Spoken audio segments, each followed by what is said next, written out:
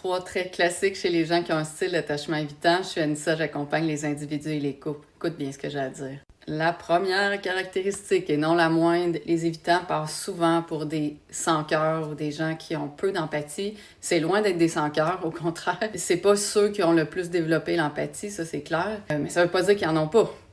Ça veut pas dire qu'ils en ont pas. Mais la caractéristique classique, c'est qu'ils ne voient pas les besoins émotionnels des autres personnes.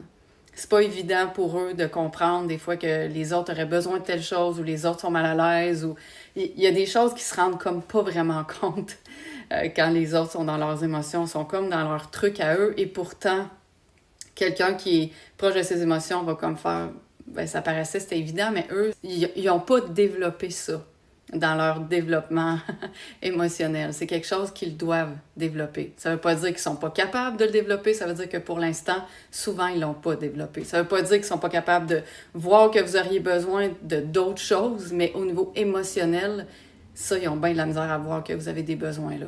Avec le temps, les évitants, au départ, c'est pas si pire, mais avec le temps, ils vont éviter la vulnérabilité, ils vont faire des jokes, ils vont faire comme si de rien n'était, ils vont tourner autour du pot avant de vous donner une réponse si c'est autour des émotions ou ça demande la vulnérabilité. Ils n'aiment pas ça, sont pas à l'aise et ça va paraître de plus en plus que le temps avance, plus que la relation avance, plus que ça va paraître.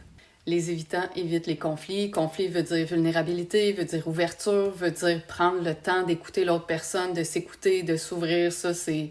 S'ils peuvent éviter ça, là, puis ils peuvent courir de l'autre bord, ils vont être vraiment contents. « Ah, faut que j'aille travailler. Ah, faut que j'aille jouer au hockey. Ah, faut que j'aille, whatever, faire quoi, là, faire du yoga ou peu importe c'est quoi. » Que ça soit un homme ou une femme, ils veulent pas rentrer là-dedans puis parler de ça.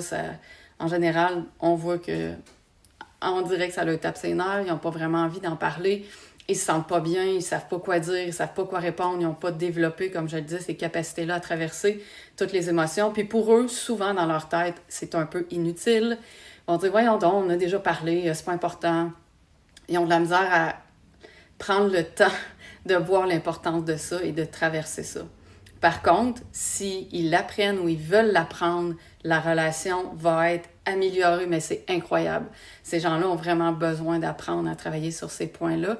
Et si vous êtes en relation avec eux, ils vont sûrement avoir besoin de votre aide. Pas de votre critique, mais de votre aide pour développer ça. Est-ce que ça fait du sens, tout le monde, tout ça? Si ça te parle, écris « Oui, ça me parle ». Ben, bonne journée.